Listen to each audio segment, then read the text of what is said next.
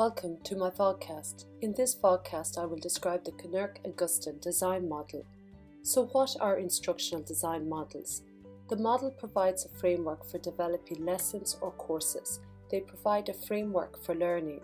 They increase and enhance the possibility of learning. They encourage the engagement of learners so that they learn faster and gain deeper levels of understanding. They facilitate the transfer of knowledge and skills to the student of the instruction. They are based on learning theories. The Knirk and Gustafson design model is a three-stage process. The first stage is called problem determination process, followed by the second stage called the design process. The final stage is called the development process. This method of instructional design was introduced in 1986. Let's focus on the problem determination stage first. The problem determination stage involves three distinct tasks. The first task is where the instructional designer identifies the problem. The second task consists of two parts. In the first part, the instructional designers assess the learner's entry-level behaviours, and in the second part, they identify the instructional goals. As you can see from the direction of the arrows, assessing the learner's entry-level behaviour and the identification of the goals are conducted at the same time. The third major task of the problem determination process is where the instructional designer organises and manages the instructional development. Let's return to the first task, problem identification. To identify the problems, a needs assessment and task analysis is carried out. Needs assessment provides a method for the instructional designer to determine the problem between what is and what is desired. The problem then must be examined by the designer to determine if an instructional solution exists. Task analysis assists the instructional designer in determining and validating what the learner needs to be able to do in the instructional solution. Task analysis refines the problem statement by isolating and relating specific learner activities necessary to achieve the instructional solution. It must be remembered that an instructional problem exists only if the learner's knowledge does not coincide with the desired objectives and goals. Let's now return to the second task, where instructional designers focus on the learner and the instructional goals. The designer can determine the learner's abilities, skills and attitudes by collecting data about the student's knowledge base, in other words, what they already know, their learning styles, their communication skills, their attitudes towards people, their school and their learning, their mental and physical health. In this area of the model, the instructional designers start to target in on what the learners should learn. During this task, the designer gathers the needs assessment data, selects a provisional solution to the problem, and determines if an instruction is a solution.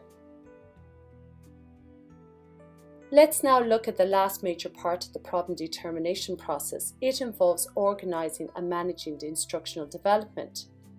In the last task, the instructional designer carries out 5 major activities. They plan, organise, for example, team and communication channels, coordinate, say, budgets and timelines, evaluate people, operation and products, and report with the client. Once the designer has completed all the 3 tasks in the problem determination stage, they are now ready to begin the design process, which is the second phase of the Knirk and Gustafson model. The design phase of the model consists of 3 tasks. In the first task, the instructional designer develops the objectives. In the second task, the designer specifies the instructional strategies or goals. The final task is where the designer specifies the media to be used. Let's look at the first major part of the design process, the development of objectives. In this task, the instructional designer takes the knowledge they have of instructional goals and the learner's attributes to develop objectives. They make sure to keep the objectives developed on target with the instructional goals.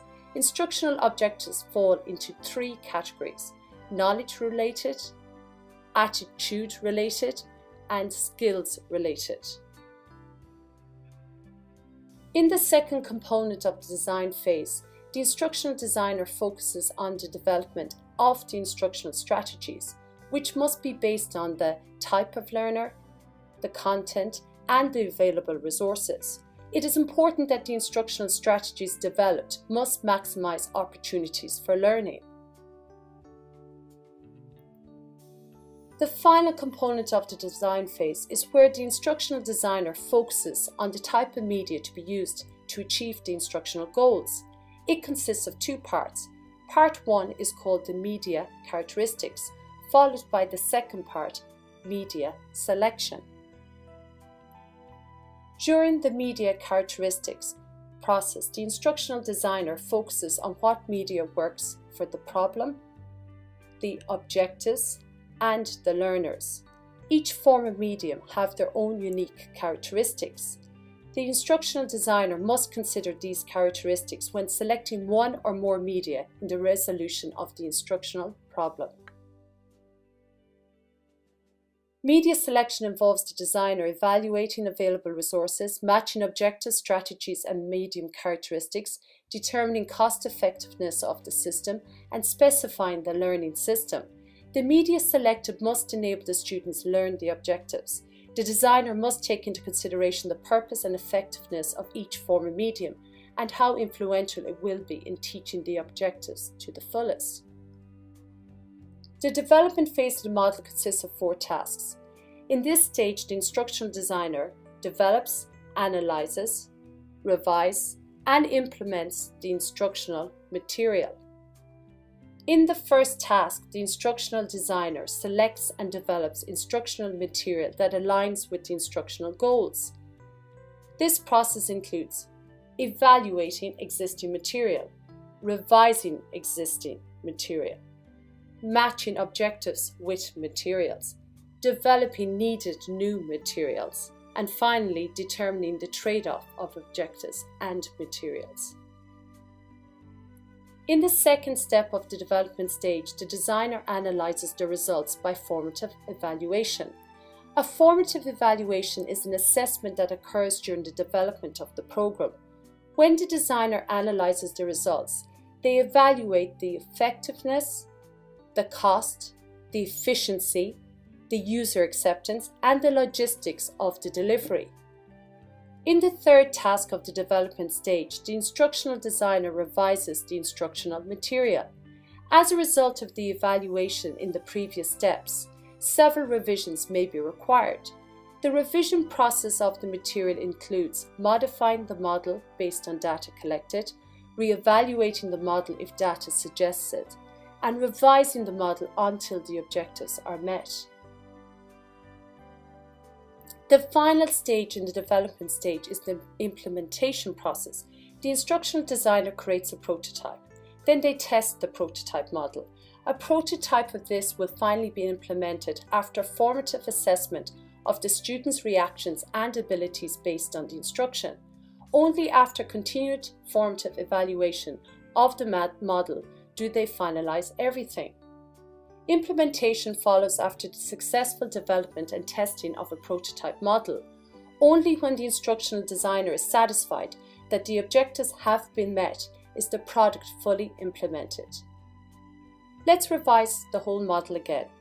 The model contains 3 stages: the problem identification stage, the design stage, and the development stage. Each stage has individual steps or tasks. I'm going to look at the benefits of the model. The model contains many details which is necessary for many revisions so that an ultimate best course or lesson plan is implemented. The model is a simple design model. Again, it is a model which can be used by novices or expert designers. Much like the Kemp model, it is also small-scaled and can be used for individual lessons. Let me now focus on the weakness of the model.